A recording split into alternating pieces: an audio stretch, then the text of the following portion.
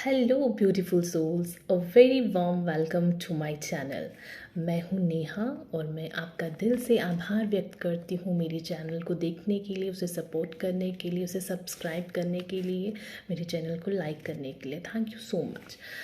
और आज ये है वीक 3, मेरी थर्ड वीडियो है और वही मैं बहुत ही उम्मीद के साथ इस वीडियो को स्टार्ट करने जा रही हूँ, इस होप से कि जिसके लिए ये वीडियो बहुत ज़रूरी है उस तक एटलीस्ट ज़रूर पहुँच जाए।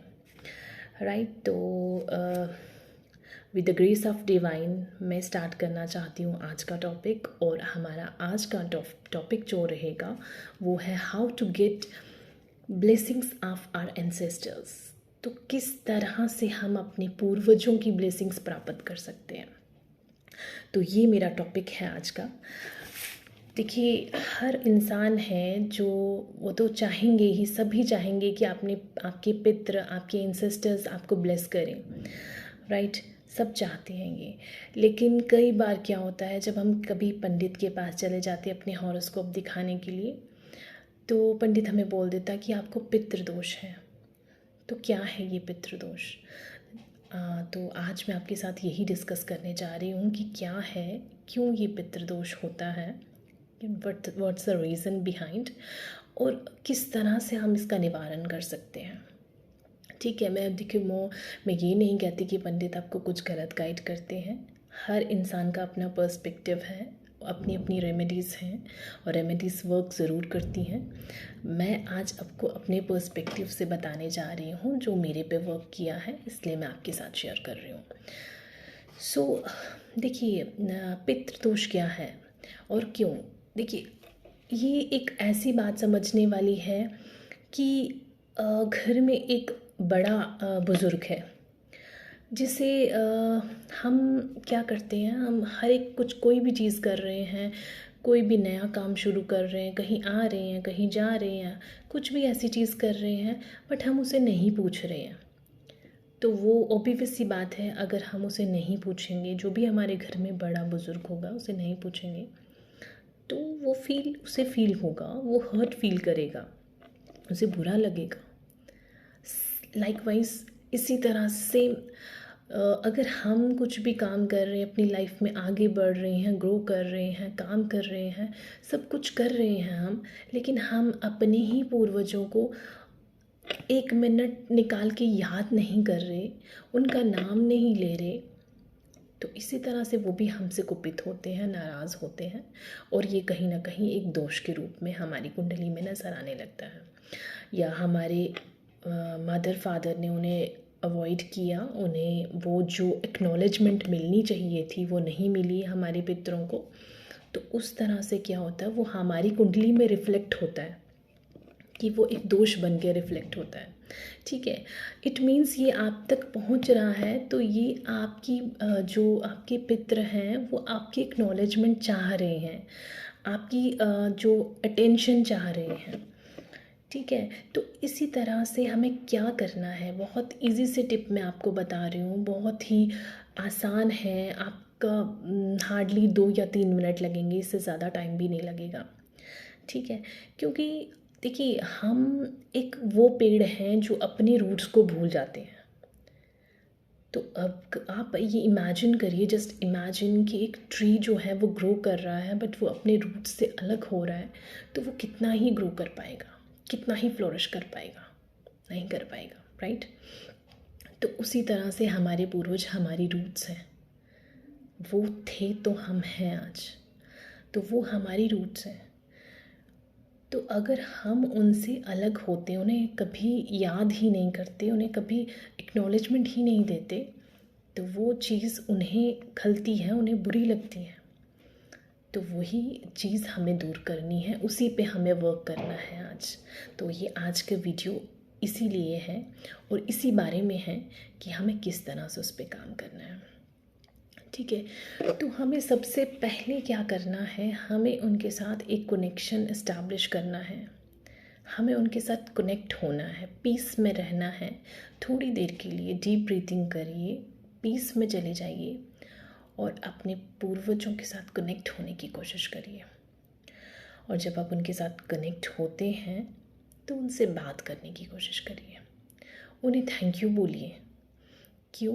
हो सकता है कई लोग ऐसे हैं जिन्होंने एक बहुत सुंदर सा घर आपको बना के दिया बट खुद नहीं रहे, खुद चले गए, तो इसलिए आपको थैंक यू बोलना है उन्हें कि थैंक यू सो मच, आपने इतना अच्छा प्यारा घर हमें दिया, थैंक यू सो मच। कई लोग ऐसे थे जो जॉब करते थे, वो चले गए और उनकी जॉब आपको मिल गई, तो उनको थैंक यू बोलना है कि आप चले गए लेकिन आपने एक वे जो है हमारे लिए खोल दिया, एक रास्ता खोल दिया हमारे लिए, तो आपकी दी हुई चीज़ मिल गई हमें। ये तो मैं एग्जांपल दे रही हूँ, ऐसी कई चीज़ें हो सकती हैं और भी, ठीक है। और अगर नहीं भी कुछ किया किसी ने तो भी उनको थैंक यू बोलना है आपने कि हम हैं, हमारी एग्जिस्टेंस जो है, हम अभी इस अर्थ प्लेन पे हैं, हम एग्जिस्ट कर रहे हैं, तो थैंक यू सो मच, आपकी वजह से हैं, आप थे तो हम हैं, है ना। तो ये भी एक थैंक यू नोट जो है हमें देना चाहिए उन्हें, उन्हें एक्नॉलेजमेंट देनी चाहिए कि हाँ, हम जो भी हैं, जैसा है, जो हमें मिल रहा है, जो जो भी चीज़ है वो सब आपकी वजह से है, आपकी बदौलत है। अगर मदर फादर हैं, ग्रेट ग्रैंड मदर फादर हैं, कुछ कोई भी हैं, ग्रैंड फादर ग्रैंड मदर, उन्होंने आपको कुछ तो सिखाया होगा, कुछ तो दिया होगा, कुछ तो ऐसी चीज़ें अच्छाइयाँ सिखाई होंगी जिनके लिए आप थैंकफुल हो। वो उन्हें बताइए कि आप थैंकफुल हो उस चीज़ के लिए, ठीक है। ये आप रूटीन में रखेंगे तो धीरे धीरे आपका पितृदोष बिल्कुल ख़त्म हो जाएगा। देखिए, मैं ये नहीं बोलती कि जो पंडित बता रहा है वो तरीका गलत है, या मैं उनको क्रिटिसाइज़ करूँगी या उनकी रेमेडीज़ को मैं कहूँगी कि नहीं भाई वो सब गलत है, ऐसा कुछ नहीं होता। उनका अपना पर्सपेक्टिव है, लेकिन मैं आपके सामने अपना पर्सपेक्टिव रख रही हूँ। और ये एक जो पर्सपेक्टिव है ये बहुत ही ईजी है, इसमें कोई ऐसा बहुत हार्ड एंड फास्ट कुछ भी नहीं है, एक बहुत इजी वे में आपको चलना है आगे, बस अपने एंसेस्टर्स को याद करके, उन्हें एक्नॉलेजमेंट दे के, उन्हें ये बता के कि उन्हें बस ये जताना है आपने कि भाई हाँ, आपके लिए वो खास है, तो ये आपको बताना है, ठीक है। और सबसे बड़ी बात, एक और बात है इसमें, ये नहीं होना चाहिए कि आप सिर्फ मुंह से बोल रहे हो, ऐसा नहीं होना चाहिए। सबसे ज़्यादा ज़रूरी है आपका भाव, आपका भाव बहुत मैटर करता है, आप किस भाव से बोलते हो वो बहुत मैटर करता है। और आपका कनेक्शन भी तभी इस्टेब्लिश होगा जब आपके मन में वो भाव होगा। अगर आप थैंक यू बोल रहे हो तो वो भाव थैंक यू का मन में होना चाहिए, वो भाव मन से निकलना चाहिए, सिर्फ मुंह से नहीं निकलना चाहिए। तब तक आप इस्टेब्लिश कर ही नहीं सकते कनेक्शन जब तक आपके मन में वो भाव ना हो। तो इसलिए बहुत ज़रूरी है अपने मन में वो ग्रैटिट्यूड की भावना रखना बहुत ज़रूरी है। वो आप रखोगे तो उनके साथ कनेक्ट हो पाओगे, उनसे कनेक्शन इस्टेब्लिश कर पाओगे। 1 दिन 2 दिन 3 दिन रूटीन में अगर आप ऐसे उनको किसी भी काम करने से पहले उनको थैंक यू बोलते हो, उन्हें बताते हो कि आज मैं ये नया काम करने जा रहा हूँ या जा रही हूँ, आज मेरा ये नई जॉब है, मैं ये ज्वाइन करने जा रहा हूँ या जा रही हूँ, व्हाटएवर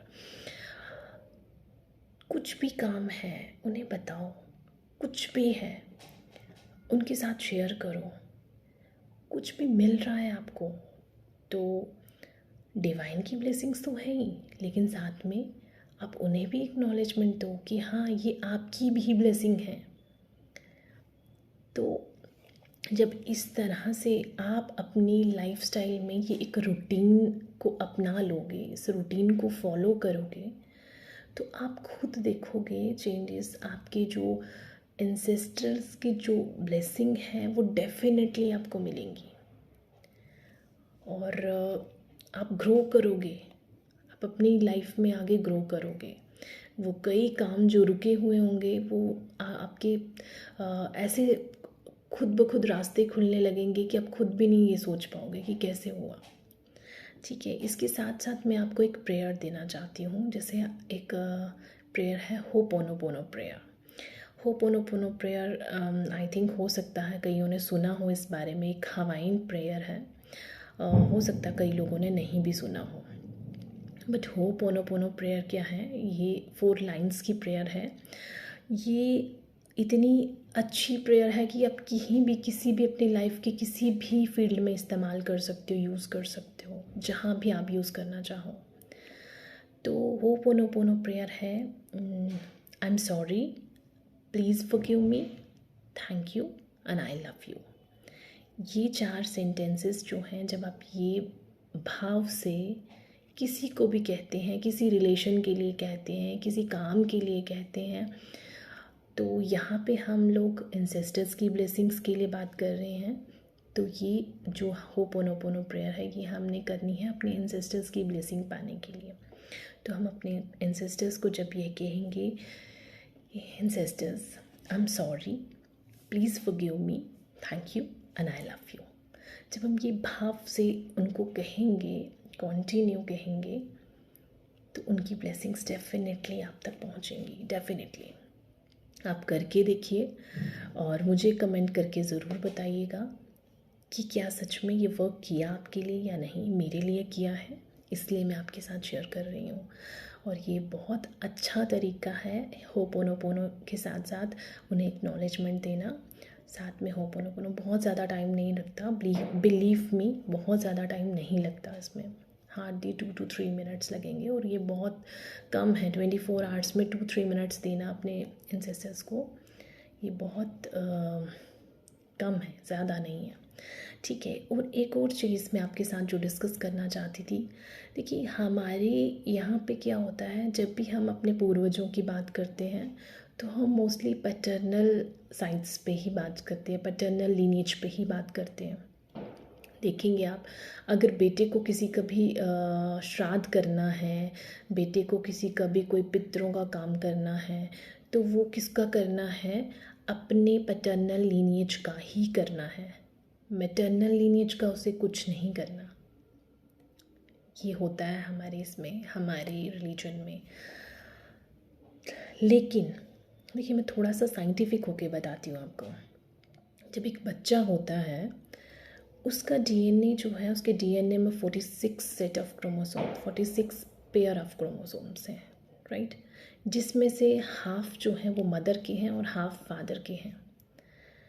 तो वो डीएनए जो है, हम जो डीएनए कैरी कर रहे हैं, हम अपने पूर्वजों का डीएनए कैरी कर रहे हैं, अपने एंसेस्टर्स का डीएनए कैरी कर रहे हैं। ठीक है, और डीएनए भी सिर्फ अपने पैटर्नल साइड का नहीं, अपनी मैटर्नल साइड का भी और पैटर्नल साइड का भी, दोनों साइड का। लेकिन फिर जब हम दोनों साइड का डीएनए में दोनों साइड के क्रोमोसोम्स को कैरी कर रहे हैं, हम पैटर्नल हाफ पैटर्नल क्रोमोसोम्स जो है हम कैरी कर रहे हैं मदर का, और हाफ हम फादर का कैरी कर रहे हैं, तो फिर जब हम हीलिंग करनी है या जब हमें एक्नॉलेजमेंट देनी है, तो सिर्फ अपने पैटर्नल साइड पे ही क्यों? ये सोचने वाली बात है कि क्यों पैटर्नल साइड पे ही क्यों? हमारे अंदर तो दोनों साइड के क्रोमोसोम्स, दोनों लीनिएज के हमारे डीएनए में जो क्रोमोसोम्स हैं। तो इसलिए हमेशा ये याद रखिए कि जब आपके पूर्वज जो हैं, वो आपके मैटर्नल लीनिएज के पूर्वज भी हैं और पैटर्नल लीनिएज के पूर्वज भी हैं। इसलिए अपने पैटर्नल लीनिएज और मैटर्नल लीनिएज दोनों के पूर्वजों को याद करके जो भी आपने हीलिंग करनी है या जो भी आपने उनकी ब्लेसिंग लेनी है, तो दोनों को याद करके लीजिए।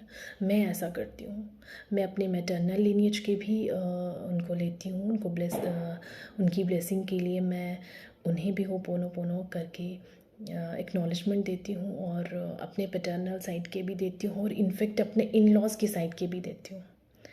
क्योंकि मैं इस कुल में हूँ, तो अब मैं यहाँ की बहू हूँ, तो इस तरह से तो मैं तीन उनको कवर करती हूँ।